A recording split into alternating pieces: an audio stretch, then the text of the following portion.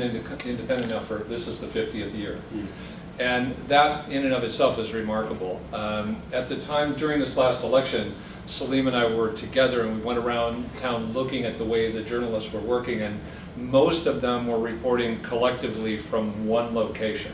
It was almost like a political convention here, where everybody's got their little skybox and they're all reporting from one location. Camera pix crews, by contrast, were for the most part out in the field, in Mathari, in Canberra, in different locations, reporting independently. So I don't know the machinations of it the way you do in terms of what's required to do that, but clearly camera pix has been one of the great independent stories there. It should be pointed out also, after your father passed away in '96, Salim was responsible for setting up the Mo&Me Foundation to train young journalists, and I think this is something I've always really griped about, is that there's a lack of training. I went through a BBC training process, 2 years intensive training with the BBC, you know, through every aspect of television, writing, radio, everything, and there isn't that available so much, but you make an effort to try and train young journalists in Africa. What's been the outcome of that? Well, we've had you know, huge success with the journalists that we have trained over 200 journalists in the last 15, 16 years. 4 CNN African Journalists of the Year award winners.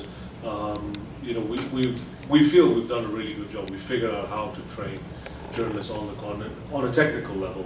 Storytelling wise, we weren't big on the storytelling side, because Africans are amazing storytellers anyway. We feel that Africans are the best storytellers in the world because their history has been told orally for so long. So we give them the technical tools to be able to convert that into television. And they've been fantastic. Unfortunately, you know, the money is drying up. There's not a lot of people that want to fund training of journalists. Now we do more sort of in-station training, where our trainers go into broadcasting houses and teach the people how to, because they can't release people for 6 months or a year to come in for the course, and so it's becoming a little bit more difficult to do the training, and you know, so, but I think, you know, I hope we've done a little bit of it. And Dad was always a big one about griping about why African journalists were never given their due to cover their own stories. We don't send journalists here to cover the presidential elections in America, but whenever we have a presidential election, everyone and their mother is in Nairobi, and you know, why shouldn't they just rely on our reporting if we're good enough? We have to prove that we're good enough to be able